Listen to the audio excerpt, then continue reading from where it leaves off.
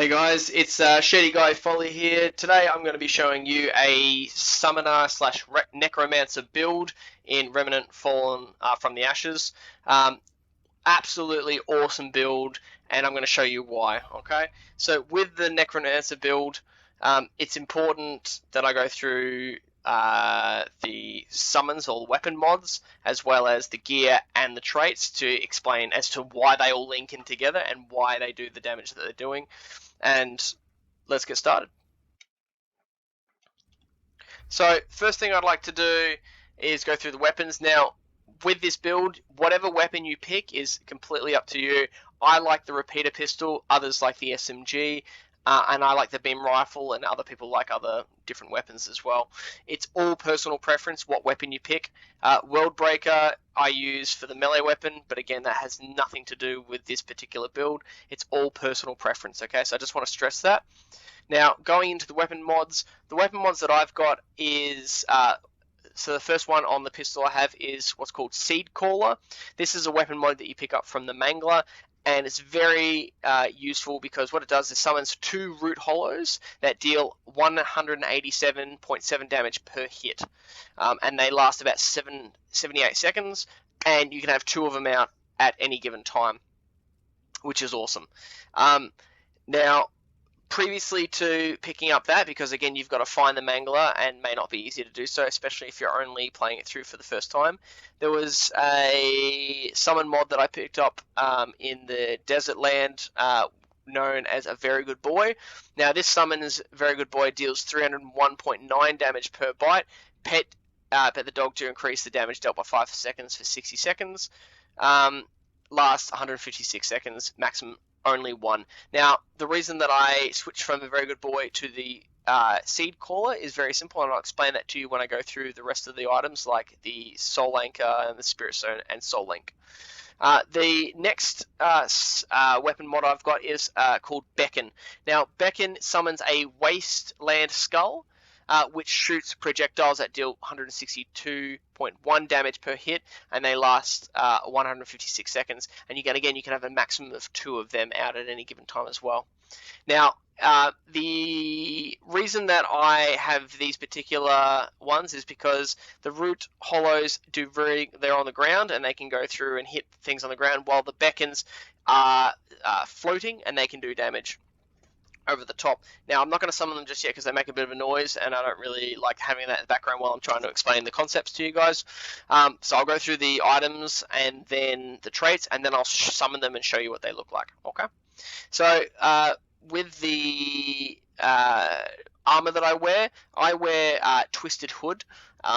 Now that gives you an armor set bonus, what's called regrowth. Now at full health, gain a regrowth stack every 3 seconds, which increases total outgoing melee and weapon mod damage. Stacks times 10, taking damage removes 1 stack and regenerates a small bit of health, as you can see, which is insignificant. Now the important thing about this is the 0.75 damage boost per stack, which is basically 7.5% at full stacks, which if you're at full health and you stay at full health, you can do. And that increases your weapon mod damage. So again, the summons that are going through and being utilized by this gain that 7.5%, which is amazing. So again, instead of 162, increase it by 7.5%. Absolutely awesome at that stack. And I don't stack more than one of these pieces on the armor set, purely because I find the next 2 items, which is the cultist gear, which you can pick up from selecting as a cultist to start off with as your main thing, much better. Now, the reason I go these 2 pieces, which is the cultist duster and the cultist breeches, is because they have a armor set bonus known as Blood Pact, which increases your weapon mod duration, and your mod power is generated slowly over time. Now 60% is more than enough, combined with the other things, for the mod duration to allow the summons to regenerate, so I can summon them again before they expire. So having these 2 pieces, the resistances on this particular set are okay. They're not brilliant, but they're okay. Now, before I had the Twisted Hood, I had an item called the Twisted Mask, sorry, but the resistances were absolutely atrocious, so I switched to the Twisted Hood. If you do not have any of the Twisted Armor at all, just go full out and have the Blood Pact on all the items. Just wear the entire set bonus for the 100% mod duration. It will be worth it. Now, moving on to the necklace, I have a Soul Anchor necklace, which this is really important. So, as I said before, I was using the Very Good Boy mod before, which gave me 1 dog, but I switched it out for the Seed Caller, which has 2 Root Hollows. The reason for that is because in Soul Anchor, this increases the duration of summons by 100%, so again, longer summons, and increases the wearer's range and melee, that's you, damage by 6.25 per summoned minion. So again, instead of 3 summoned minions, I have 4, which this basically gives me an extra 25% ranged and melee damage, which is absolutely insane. So as long as I've got them out, I'm doing plus 25% damage on all my stuff. Brilliant. Now, moving on to the rings, Spirit Stone increases mod power generation, again, more generation going by 25, and weapon mod damage by 10%. So again, each of these summons are doing an additional 10%. The most important item in this build is Soul Link, which is a ring you have to pick up whilst you're in the desert lands. I can't recall what area, you'd have to look it up. However, you need the expansion, the first expansion, in order to actually utilize this particular ring or equip it. This is vital because what this does is summons will steal 10% of the damage dealt and return it to the wearer's health. Now, if you've got 4 summons doing damage at any given time, all their damage, 10% of whatever the damage that they're dealing, gets sent back to you as health. Absolutely pivotal for this particular build, and I'll show you why when I actually show you the working fight scene where I actually do fight a boss, and you can see the amount of health that gets returned back to me. Now, to assist all of this, the traits that I utilize are Vigor. So I've maxed out Vigor at an additional 50 health. The reason for that is because the amount of health that's coming through to you, you want to have as much as possible so it can keep coming back into you, and you're basically immortal.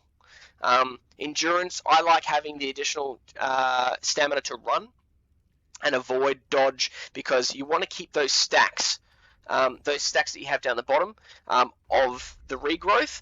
In order to do that, dodging is very important, as well as being able to run away. And you don't even need to stay and fight, because your summons will do all the damage for you. Mod power generation from Spirit, again, is another very important trait to have maxed out. 25% mod power generation, absolutely important as well. I have Elder Knowledge maxed out. Again, I'm only a rank 127. I'm still very early on in this. I've only done 1 complete run through and a few other plays. However, the additional XP that you get in the early stages is very important, and that'll help you max up the amount of traits that you're going to need to make this build work. Moving on from there, I haven't got status mod generation, because status mod generation on Catalyst does things like the radiation, for example. That's a status mod generation, so it has no particular purpose for the weapon mod power or the weapon mods. Triage is very important for this particular build. Healing effectiveness by 100%. If you can max that out, again, more health is coming back to you. It just makes you invincible. It's fantastic. Invoker is a very important one. This is what I max out first, because the summon damage increase, again, more damage that they're doing is the more healing that's coming back to you. So 20% increase, absolutely vital. Now, on top of that, in order to unlock the Invoker skill, you need to have had your summons kill 100 different enemies. So they need to be the last hit on those enemies, so you need to kill 100 of them, and then you can unlock the Invoker and max out that first, I reckon. And then additionally, I'm putting more points into Mind's Eye as well for that additional range damage. But I'll just show you what the summons look like. So these are the root callers. So by pressing F on the keyboard, or if you're on a console, it'd probably be different. You can summon, and this is what they look like. So you can have 2 of these out at any given time. Again, they're a melee, so they need to be close range. But the good thing is they'll block a lot of the enemies coming to attack you. And then beacons, which are these skulls, and they will float in the air. And sometimes they get quite high up in the air, which is great. Really good, as you'll see in a second, for damage against flying creatures, because they can basically projectiles shoot at no matter where they are. And as you can see on the right hand side, I've already halfway through to getting another beacon back, and I've almost got an entire root hollow back as well. The root hollows with my current build, they disappear just before I'm about to get my second one. But the beacons, they last 156 seconds each.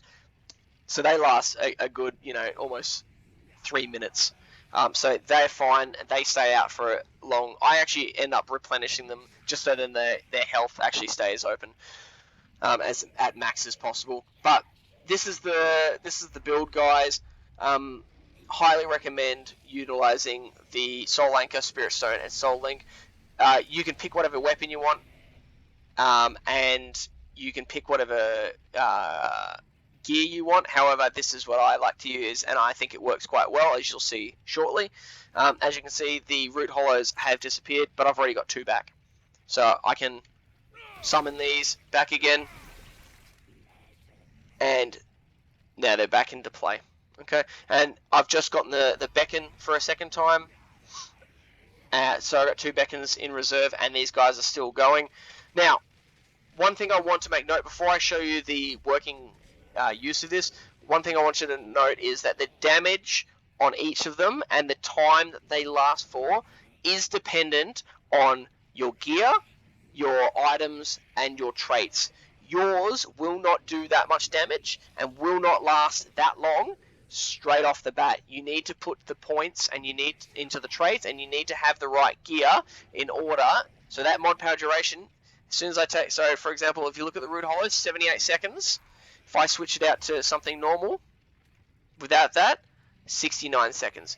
Your gear is very determinant on that particular outcome. So again, don't look at the stats here and go, this is what I'm exactly going to get.